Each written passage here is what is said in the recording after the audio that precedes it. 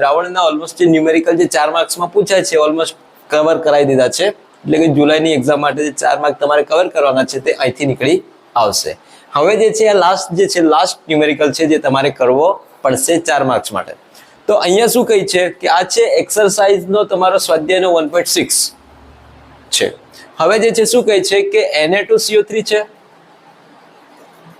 NaHCO3 છે, carbonate અને bicarbonate છે, બંનેના સમમોલર જથ્થો ધરાવતા 1 ગ્રામ મિશ્રણને સંપૂર્ણપણે પ્રક્રિયા કરવા માટે 0.1 મોલર HCl ના કેટલા ml ની જરૂર પડશે? કેટલા ml ની જરૂર પડશે એટલે કે આપણે શોધવાનું છે વોલ્યુમ. तो वॉल्यूम तो यहाँ 0.1 मोलर आपेलू है. दैट मीन्स के अपने को दिया है कद आपेलू सॉरी सांद्रता आपेली है એટલે કે सांद्रता में मोलारिटी आपेली है. मोलारिटी m बराबर 0.1 मोलर है. 0.1 मोलर है. आपने शोधवानुं छे एनु कद केटलुं छे तो मोलारिटी परथी ज शोधवुं पड़शे. तो के मोलारिटी m बराबर थई जशे तमारा नंबर ऑफ मोल छेद में तमारू थई जशे आपणे लखीए अहींया मोल HCl ना मोल छेद में अहींया एनो थई जशे तो के मोल छेद में कद एटले के m इज इक्वल टू जे छे आपणे अहींया आपणे लखी सकीए तो के नंबर ऑफ मोल अने थई जशे अहींया कद तमारू VL. ठीक छे आ रीते छे.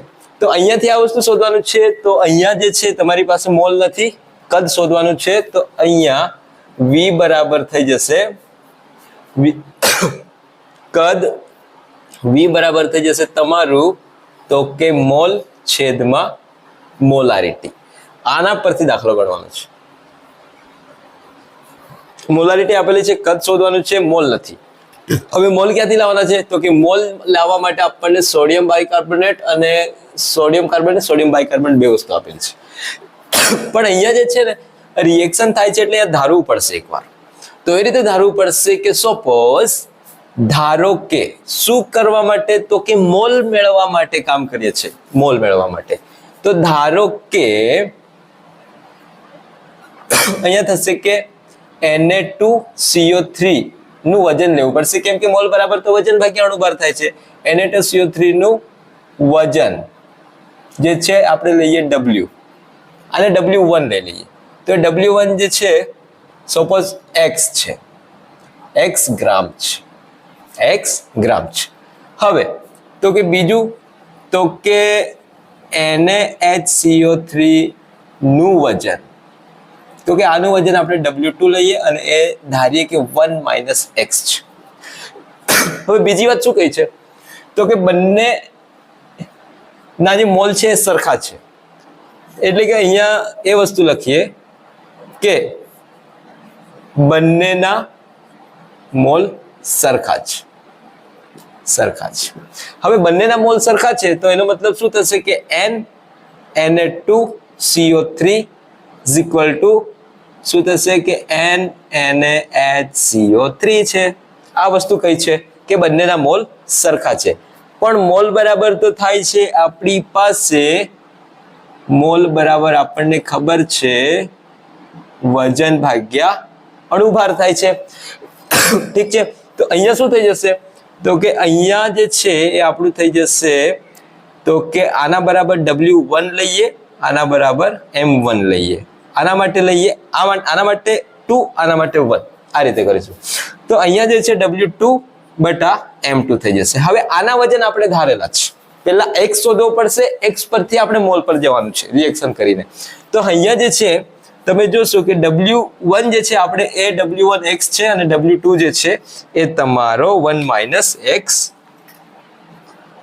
છે. તો અહીંયા લઈએ તેથી X બટા અહીંયા થઈ જશે M1 જે છે. હવે જો આપણે આ તો આના અણુભાર કાઢવા પડશે તો કે અણુભાર કાઢવા પડશે તો કે Na2CO3 નો અણુભાર થઈ જશે તો કે 106 થઈ જશે અને સોડિયમ બાયકાર્બોનેટ નું થઈ જશે 84 થઈ જશે. તો કે એ જે છે આપણો આ જે છે M1 આ છે M2 છે. તો M1 છે આપણી પાસે 106 અને W2 છે 1 - x, M2 છે મારી પાસે 84. હવે તમે જોશો તો આને થોડું સિમ્પ્લિફાય કરીએ, તો સિમ્પ્લિફાય કરીશું તો 53 × 2 106 થશે, અને આ થશે 42 × 2. તો આ કેન્સલ, આ કેન્સલ, આ કેન્સલ, તો અહીંયા જે છે મળી જશે x બટા 53 = 1 - x છેદમાં 42 થઈ જશે. હવે અહીંયા શું કરવું પડશે તો કે ચોકડી ગુણાકાર કરવી પડશે, ક્રોસ ગુણાકાર કરવો પડશે. તો ક્રોસ ગુણાકાર અહીંયા લખી દે, ક્રોસ ગુણાકાર, ક્રોસ ગુણાકાર. થોડું ઘણું ગણિત તો આવડવું જોઈએ, મેથ્સ આવડવું જોઈએ. ઠીક છે, આમાં કોઈ રોકેટ સાયન્સ નથી, બાયોના વિદ્યાર્થીઓ પણ ઇઝીલી કરી શકે છે. તો કે અહીંયાથી કઈ રીતે કરવાનું છે તો કે અહીંયા થઈ જશે, આમથી આમ જશું તો લઈ લઈએ કે અહીંથી આમ જઈએ તો કે 53 - 53 x થશે ઇઝ ઇક્વલ ટુ 42 x થઈ જશે. તો અહીંયા થઈ જશે તો કે 42 x પ્લસ 53 x પેલા બાજુ જશે તો થઈ જશે 53 થઈ જશે. હવે જે છે અહીંયા આપણે લઈ લઈએ તો કે આ થઈ જશે 3 ને 2 થઈ જશે તમારા 5, 5 અને 4 ને 5 થઈ જશે તમારા 9x થઈ જશે, 95x થશે ઇઝ ઇક્વલ ટુ 53 થઈ જશે. તો x બરાબર શું થઈ જશે તો કે x બરાબર અહીંયા લઈ લઈએ, તેથી x બરાબર થઈ જશે તમારો 53 બટા 95. તો x ની કિંમત મને મળી જશે, કેટલી મળશે ગણતરી કરજો, 0.556 મળી જશે. હવે તો કે આપણી પાસે આ વસ્તુ છે, આ મળી ગયું છે. હવે તો કે અહીંયા જોઈએ કે આપણે મોલ પહેલા શોધવાના છે, તો કે મોલ શોધવાના છે.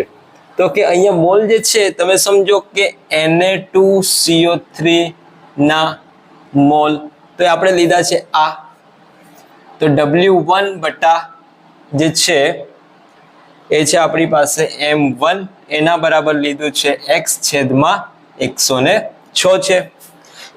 હવે x ની કિંમત તો આપણે શોધી લીધી છે, તો x બરાબર કેટલા છે તો કે x બરાબર 0.556 બટા 106 છે. તો આના જે મોલ જે છે Na2CO3 જે છે એના મોલ જે મળી જશે આપણને, કેલ્ક્યુલેશન કરશો તો 0.00526 થશે, 0.00526 થશે. એ પ્રમાણે કાઢી દઈએ તો કે NaHCO3 ના મોલ પણ લેવા પડશે, તો કે એના બરાબર ડાયરેક્ટ આપણે મૂકીએ કે W2 બટા M2 છે. હવે W2 શું છે તો કે 1 - x છેદમાં, તો કે એનો અણુભાર આવશે, તો એનો અણુભાર છે આપણે લીધો છે 84 આવશે. તો 1 - 556 બટા 84, તો અહીંયા જે છે NaHCO3 જે છે એ આપણને મળી જશે, એ પણ મળશે. આપ તમે ગણતરી કરશો તો 0.00526 મળી જશે. આ વસ્તુ મળી ગઈ, બંનેના મોલ મળી ગયા છે. ચાલો હવે આગળ શું કરવાનું છે તો કે પ્રક્રિયા જોઈ લઈએ કે Na2CO3 સાથે પ્રક્રિયા કરવા માટે HCl ના કેટલા મોલ જોઈશે અને બાયકાર્બોનેટ સાથે કેટલા જોઈશે. તો તમે અહીંયા ચેક કરો કે આપણે રિએક્શન કરાવીએ તો કે Na2CO3 સાથે HCl પ્રક્રિયા કરશે તો તમારો બની જશે, અહીંયા બનશે તમારો NaCl પ્લસ H2O પ્લસ બનશે તમારો, અને કેન્સલ આઉટ કરીએ અહીંથી CO2 બની જશે. હવે સમજો કે 2 સોડિયમ છે તો અહીંયા લેવા પડશે આપણે 2 મોલ, તો HCl પણ 2 મોલ લેવા પડશે. તો કહેવાનો મતલબ એમ છે કે 1 મોલ સાથે પ્રક્રિયા કરવા માટે HCl ના મને જોઈએ છે 2 મોલ. તો કુલ મોલ અહીંયા કેટલા થશે Na2CO3 માટે કુલ મોલ, તો કે કુલ મોલ બરાબર થઈ જશે 2 into આના કેટલા આવે છે, તો કે એના જે આવે છે આ 0.00526 છે. એ જ પ્રમાણે આપણે બાયકાર્બોનેટ માટે કરી નાખીએ. તો બાયકાર્બોનેટ માટે કેવી રીતે થશે, તો કે NaHCO3 સાથે કોણ રિએક્શન કરશે 0.1 મોલર HCl, તો કે HCl. તો શું બનશે, તો કે NaCl plus H2O plus CO2 મળે છે. ઠીક છે, એની સાથે કોઈ લેવા દેવા નથી, આમ મળે કે તેમ મળે, પાછળ જ મળે છે. ઠીક છે, તો વસ્તુ જે છે એ સમજો કે અહીંયા 1 મોલ સાથે પ્રક્રિયા કરવા માટે 1 મોલની જ જરૂર પડે છે, એટલે કે અહીંયા કુલ મોલ કેટલા જોઈએ છે, HCl ના કુલ મોલ જે છે HCl ના આ પ્રક્રિયા માટે એ થઈ જશે 0.00526 કે આના મોલ બરાબર જ મળે છે. તો હવે અહીંયા લઈ લઈએ તો કે HCl ના કુલ મોલ સંપૂર્ણ પ્રક્રિયા માટે HCl ના કેટલા મોલ જોઈશે, તો કે આના માટે જે જોઈએ છે તે પ્લસ આના માટે જે જોઈએ છે તે. તો આના માટે જોઈએ છે આપણને જોઈએ છે તો કે 0.00526 પ્લસ 2 into કેટલા છે, તો કે 0.00526 થઈ જશે, સોરી 0.00526. ઠીક છે, આનું તમે કેલ્ક્યુલેશન કરશો તો ટોટલ કેટલા મોલ મળશે, સરવાળો કરજો 0.01578 આટલા મોલ મળે છે. કોના, તો કે NaHCl ના આટલા જાય છે. હવે HCl ના મોલ મળી ગયા, તો કે આ મળી ગયું NaHCl. મોલારિટી આપણને આપેલી છે તો વોલ્યુમ આપણે શોધી કાઢીશું.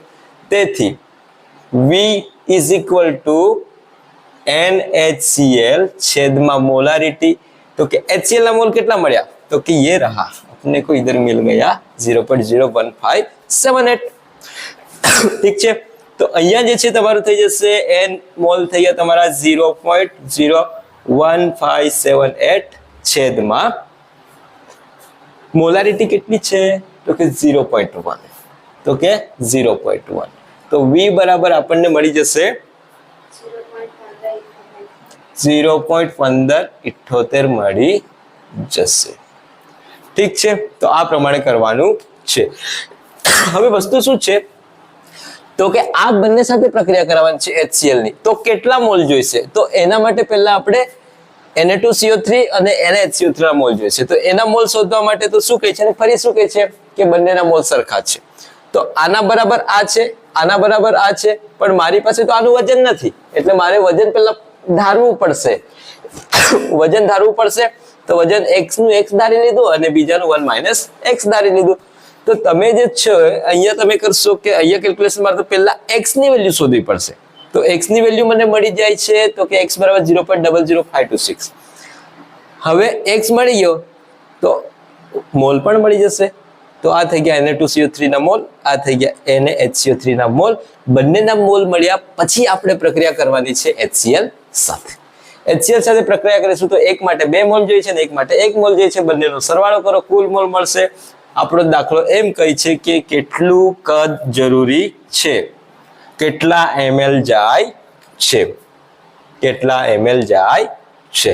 તો કેટલા ml જોશે, તો કે મોલારિટી બરાબર શું થશે, તો કે મોલારિટી બરાબર તો મોલ અને છેદમાં કદ થશે. તો કદ બરાબર મોલ છેદમાં મોલારિટી થઈ જશે. તો પછી આમાં જે છે મોલ ની વેલ્યુ મેળવી લીધી, મોલારિટી આપણને આપેલી છે, તો આપણને કદ મળી જશે. તો આ પ્રમાણે કરવાનું છે. તો આ પણ દાખલો 4 માર્કમાં પૂછાઈ ગયો છે. તો ઓલમોસ્ટ 5 દાખલા જે છે એ 5 દાખલા તમારે 4 માર્ક્સ માટે કરવા પડશે. અને 4 માર્ક્સનો દાખલો જે છે તમારી બોર્ડની પરીક્ષામાં કમ્પલસરી હોય જ છે, જે ચેપ્ટર નંબર 1 માંથી આવે છે. ઠીક છે, તો આ પ્રમાણે કરવાનું થશે.